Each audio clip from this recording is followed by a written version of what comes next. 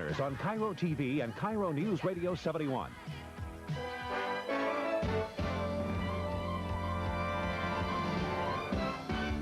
Now, Linda Coldiron and Gary Spinell Sports. This is KIRO Weekend Eyewitness News. Good evening. She's a former model, but she'll never work again. Her face savagely scarred the legacy of a knife attack by her own husband. In the first of a two-part series, Lee Carter introduces us to a woman who's been battered by her husband and the system.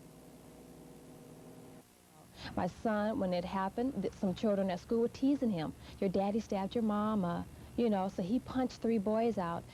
30-year-old Gina Altheimer is a battered wife. The last time it happened, she had to be airlifted to Harborview after being stabbed several times by her husband. They had to remove a rib.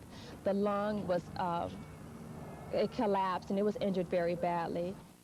Ernest Altheimer is wanted for attempted murder because of the latest attack on his wife. 75% of all black women in the United States have been affected by domestic or sexual violence. Billie Avery is head of the National Black Women's Health Organization. She's in Seattle talking to mostly African women about domestic violence, something Gina Altheimer has experienced on too many occasions. You know, he had knocked my tooth out, I had concussion, my eye, I had a blood clot in my eye. My eye was blood clot for 4 months. And I says, how can you tell me you love me and you want me and you could beat me like this and in front of the children? We are seeking counseling because my son has seen Ernest beat me at least 5 times, and he would think that, you know, I don't want him to think that's the proper way to do, you know, to treat a woman. The counselor is Tom Tolson, who says that domestic violence teaches boys that that's the way to solve problems and teaches girls that they should stay in their place. So it has a very detrimental effect on children, yeah. That was the other message these women received during the domestic violence conference today. Also, the conference participants heard that African women are less likely to report physical abuse. That's because of their ingrown suspicion of the white power structure and because of economic considerations, as we will see and hear in Part 2 of this report. Lee Carter, KIRO Eyewitness News. Franklin County Sheriff's deputies have resumed their search for the bodies of migrant farm workers who may have been murder victims in 1976. Investigators say the bodies were dumped in irrigation drains 10 years ago. They do have a suspect whom they will not name, but nobody is in custody at this time. Investigators first dug for those bodies last summer. The current search is part of a 2-year investigation in cooperation with the State Attorney General's office. The search is centered on drains in the Basin City area. The King County Medical Examiner says a young woman whose body was found yesterday in Seattle's Seward Park died from a blow to the head. Her body was found yesterday morning in some bushes by a man and his son who were walking through the park. The woman, believed to be 15 to 20 years old, hasn't been identified.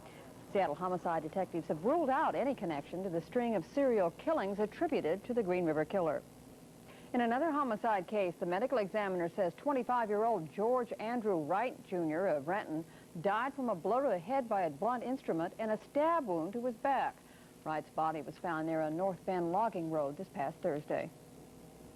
While President Reagan pushes his plan to give military aid to the Nicaraguan Contras, opponents to that aid banded together in Seattle today to make their feelings known. Several hundred people gathered at Victor Steinberg Park near the Pike Place Market for a rally against Contra aid. Some 23 groups were represented at the rally. They heard speakers tell them the current Nicaraguan government is fair and democratic, and the people of Nicaragua are happy. We talk about whether the Sandinistas have support or not. Of course they do. Everybody has a gun, and everybody knows how to use it.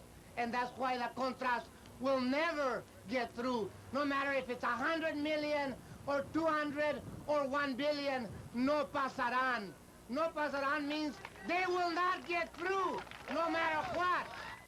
Tomorrow, President Reagan will speak to the nation about the situation in Nicaragua. You can see the president's speech live here on KIRO at 5 o'clock. Members of Plowshares International got together at the University of Washington today to talk about peace and reminisce about their good old Peace Corps days. It's the 2nd annual Plowshares Conference held in Seattle. Plowshares members are all former Peace Corps volunteers. The Peace Corps celebrates its 25th anniversary this year, and today's conference featured a slow-scan TV phone hookup with Sergeant Shriver, the first boss of the Corps. But the conference wasn't convened just to recall the good old days. with this particular conference, what we're focusing on is educating ourselves, the relation between what is the nuclear arms race and the competition between the U.S. and the Soviet Union, and what impact that may have on where we spend a lot of time as volunteers in the third world. Mott says there'll be a Peace Corps reunion in Washington, D.C. in September. The term hands across the sea took on a whole new meaning today as those hands moved figures on a chessboard. It was a chess game between students at Lakeside Middle School in Seattle and students in the Soviet Union. The moves were transmitted from one country to another by computer. Well, this is actually a rematch of a similar match last year. In that competition, the Soviet students won or tied all but one game. The chess games foster understanding along with sportsmanship. Last year, one Soviet youngster used his computer to ask if his American opponent could send him a Big Mac. When we come back, a special report will review Poison Prevention Week, and we'll stroll around Green Lake with some mothers.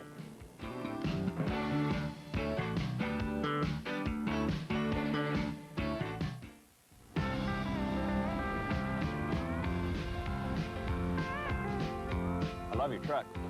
Shucks, huh? Uh-huh. Bet you got this on sale. It's our new truck department, huh? I love your truck. Save $20 on truck bed mats by Rubber Queen. Indestructible and guaranteed for the life of your truck. The top-rated Spectrum 2 radar detector, warns on both X and K bands, is now only $299.99. Thanks, Shucks.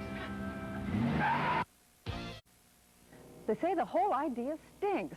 So a group of Seattle residents decided to fight the idea of putting a sewage treatment plant in the Inner Bay area between Magnolia and Queen Anne Hill. Members of the group, called Citizens to Save Inner Bay, met today to talk about strategy. They say a sewage plant in their neighborhood would be smelly, noisy, and ugly. They're afraid the plant might be railroaded through with no money spent to landscape or cover the plant or make it more bearable. If we have to assume that plant, we believe that in good faith they should spend that money. And everybody from the mayor to the city council and other officials will not give us that guarantee. So we have good reason, I think, to be reluctant and resistant. After the meeting, group members collected flyers that will be distributed to residents of Queen Anne and Magnolia.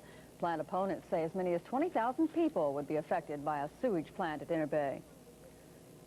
Seattle's younger set was also out today gathering support for their favorite cause. The little ones and their parents were part of the March of Dimes Buggy Brigade to fight birth defects. Parents and children were sponsored by people wishing to give to the March of Dimes. The kids either walked or were rolled along a 3-kilometer course around Green Lake, all the time earning money. Now, this wasn't a race. The strollers were just strolling. And at the finish line, there was a big picnic lunch. The Buggy Brigade is a preliminary event before next month's Walk America, the March of Dimes' annual 30-kilometer walk to raise money to stop birth defects. Children also in the forefront of another campaign, poison prevention.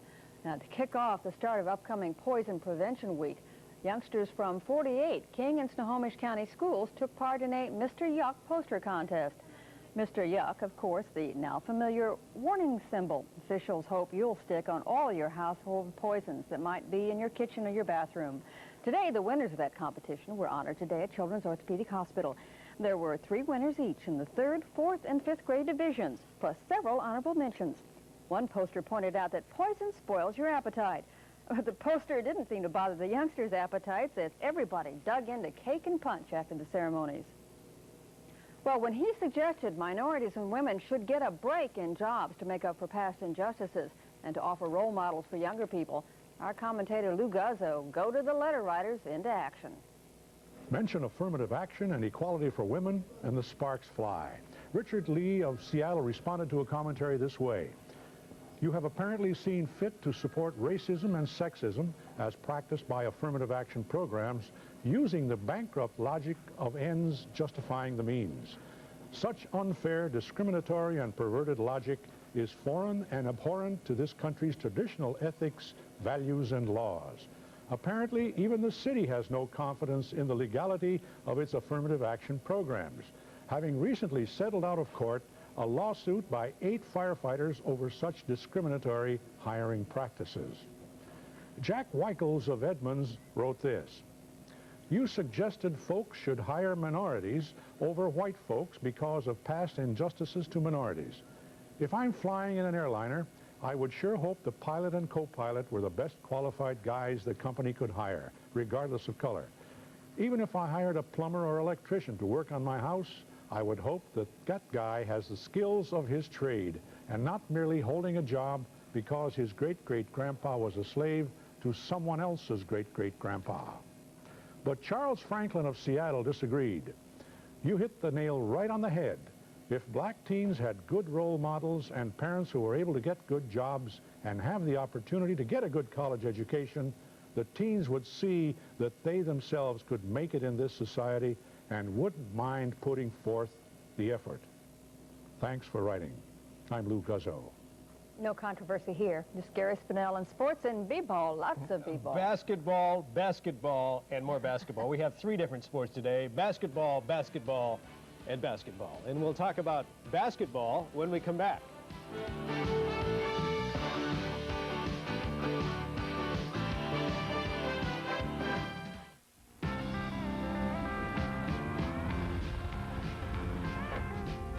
I love your truck. Shucks, huh? Uh-huh. Bet you got this on sale. It's our new truck department, huh? I love your truck. Save $20 and improve your visibility and ventilation with an easy-to-install pass-through window from Superior. Now just $29.99. And durable Diamond Tread Superior running boards are just $49.99. Thanks, Shucks. The emerging popularity of Valley I-5's Blue Water Coastal Cruisers has created an entirely new class of boat in the 42 to 54-foot range. Coastal Cruisers combine sleek, contemporary styling and high performance. They offer a low center of gravity, shallow drafts, and protected running gear. And Coastal Cruisers provide the extra spacious comfort and greater livability that more and more of today's boating enthusiasts demand. Blue Water Coastal Cruisers, made in the USA and sold exclusively by Valley I-5 in Kent.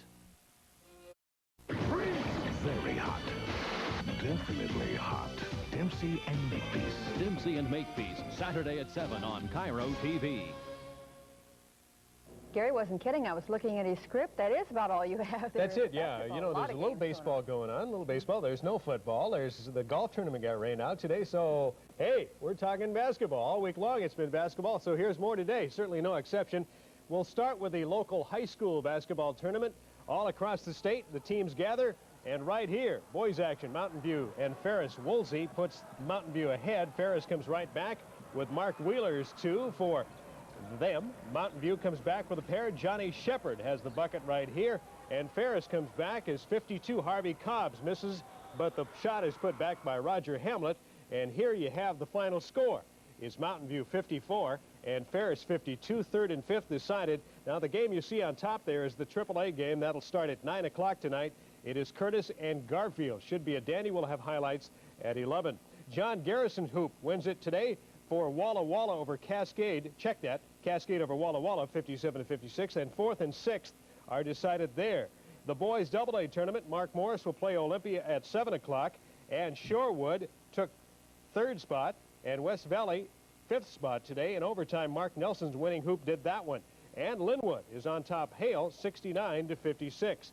Now, AA girls action, we had that over at the arena today. Chief South and Woodway got together. A couple of points coming up here for South as they go on to beat Woodway by a 63-40 count.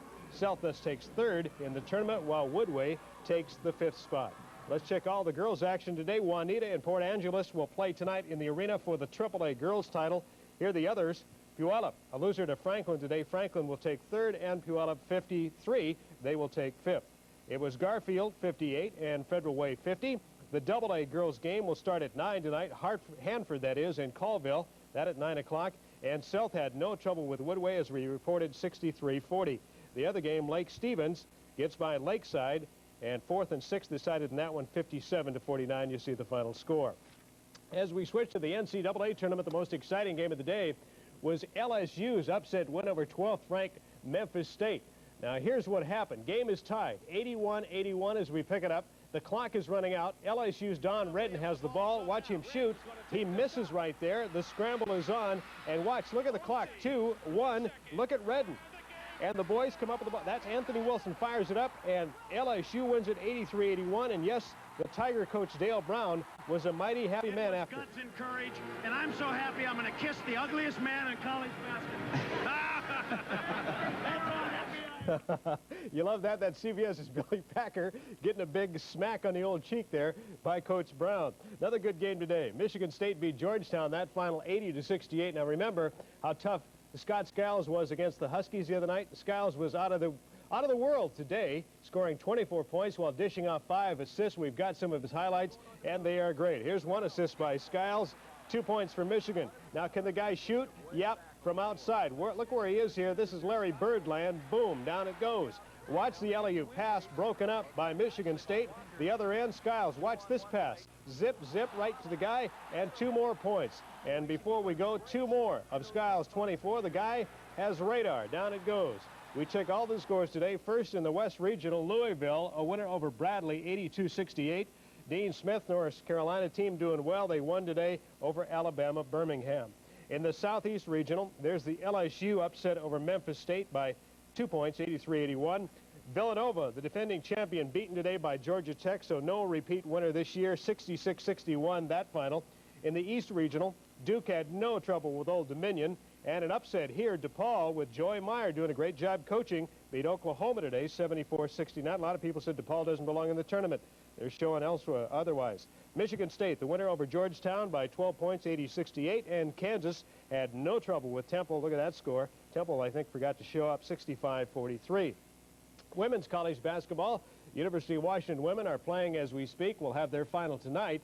And Louisiana College down Western Washington's women today, 83-75 in the quarterfinals of the NAIA tournament. As we switch to something else other than basketball, the Mariners were 7-4 Cactus League losers today to Milwaukee this afternoon. The Mariners committed 5 errors in the first inning and gave the Brewers 5 unearned runs, so it wasn't close from the get-go. Golf today, as we reported earlier, the Bay Hill Golf Classic was rained out for the 2nd day in a row. Bob Tway is the leader when that one gets going, and that's been rain like second. This is the 2nd, so if it doesn't, they may complete this one next year sometime, a couple of days of rain. It's been real nasty down in Arizona, too, about a week of rain down there, and our photographer was calling, complaining, saying, I want to come back to the sunshine. Maybe I got out of there just in time. And Cody's down there, right? Yeah. For everybody at once, go, not getting a suntan. Yeah. I wanted to ask you about something. You're talking about the Mariners. The NFL owners just voted to allow instant replay for the referees to use that in certain circumstances. Like that idea. Yeah. What about baseball? I like that idea. You'll recall back in the World Series when we had this little get-go around the play at first base with the Cardinals in Kansas City. And if we'd had instant replay, the Cardinals would have won the World Series. All the Kansas City fans are going, oh, God, but that's true. Change the entire World Series. Yeah, but it changed the entire World Series. You think they'll ever do it, though? I would guess eventually, yeah. That's my guess, but I think they should do it on the last World Series and change it that way I can get my $50 back. I don't even think instant replay is going to help you. Thanks a lot. Not when betting. No. Coming up next, a complete look at the weather, and then we'll check in on Irish Week. Stay with us.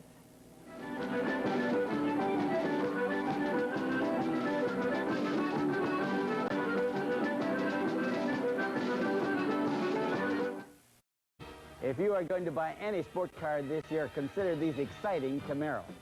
Exciting is right. With Camaro Sport Coupes, only $169 per month with automatic or 5-speed, removable glass roof and V6 engine. Or a Z28, only $229 a month with automatic or 5-speed, removable glass roof and a high-performance V8. Or the exciting IROC for only $289 a month with automatic or 5-speed, removable glass roof, high-performance V8, and air. Hurry today to Glen Grant Chevrolet, your Chevy All-Star dealer in Burien. For the first time in more than 2.5 years, razor clams can be harvested commercially on the Washington coast. Commercial clam digging will be permitted every day from April 16th to June 30th at Willapa Spit on the mouth of the Willapa Harbor. No limits will be placed on the commercial diggers, although they do have to keep an accurate count. Willapa Spit is the only state-managed area where commercial razor clam harvests have been allowed in recent history. It can only be reached by boat. In the meantime, the 1986 recreational clamming season is nearing the halfway mark, with the catch down somewhat from what fisheries officials had anticipated. Weather permitting, some of the best digging may still be ahead, though. March 27th, 29th, and 31st will all have minus tides. Well, let's see what's happening now in our weather. Currently out at SeaTac, it is mostly cloudy and the temperature of 49 degrees. Relative humidity is 66%.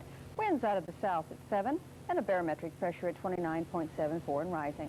Look at the almanac. Shows us a high today of 53 after a low of 36 degrees. Getting a little chilly out there, although that does compare pretty favorably with the averages. The record of 72 set in 1947. Record low set in 1956. Looking at our satellite picture, most of the state covered by broken clouds today as rain fell over central and southern sections of the state. Cool and drier air expected for tomorrow. Expected for tonight, a 60% chance of rain, partly cloudy with lows in the low 40s and winds out of the north 5 to 10. Tomorrow, mostly sunny as our weather improves markedly, highs in the mid-50s and light winds. Our extended forecast is calling for Sunday's nice conditions to extend all the way through Wednesday, with the first chance of rain coming maybe by Thursday. Well, this turned out not to be the nice sunny day we were all hoping for, but that was okay for anybody feeling Irish. KIRO-TV, who else, reports the Irish among us simply went indoors for a little pre-St. Patrick's Day revelry.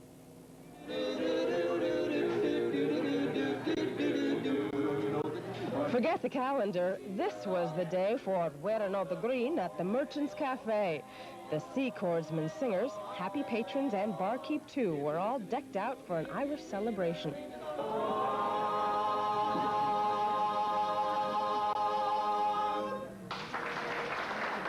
Downstairs, there was even a mysterious rune reader, sort of an Irish soothsayer. But the pre-St. Paddy's Day festivities weren't confined to Pioneer Square. All of Seattle seemed to be flying the flag of the Emerald Isle. At the Seattle Center House, there was more music, along with Irish exhibits. Ever wondered how to say 9 or 10 in Gaelic? This is fine Irish lace, an ancient and almost lost art form being kept alive by lace makers like Marie Gavigan. My name being O'Leary and having a few freckles myself, they chose me to judge the most freckle-faced kid contest. And don't think it was easy. There were some terrific faces to choose from. But after difficult deliberations, I chose 8-year-old Sabrina Thurman, 14-year-old Michael Mahaney, and 8-year-old Benji Nash. Are you Irish? Honorary Irish from now on when you wear those tops. Congratulations. All of the kids here claim to love their freckles, even though they do occasionally get some teasing. Michael says he's learned just how to deal with that. Well, I tell them that for every freckle I had, I kissed a girl, so some of them believe it and some of them don't. By now, Seattle must surely be in the proper spirit for St. Patrick's Day. I know I am. So even though it's 2 days early, let me wish you bon appetit, la belta parik. Karen O'Leary, KIRO, Eyewitness News. That's Eyewitness News for now. Thanks for joining us. We'll all be back tonight at 11:30, right after the movie.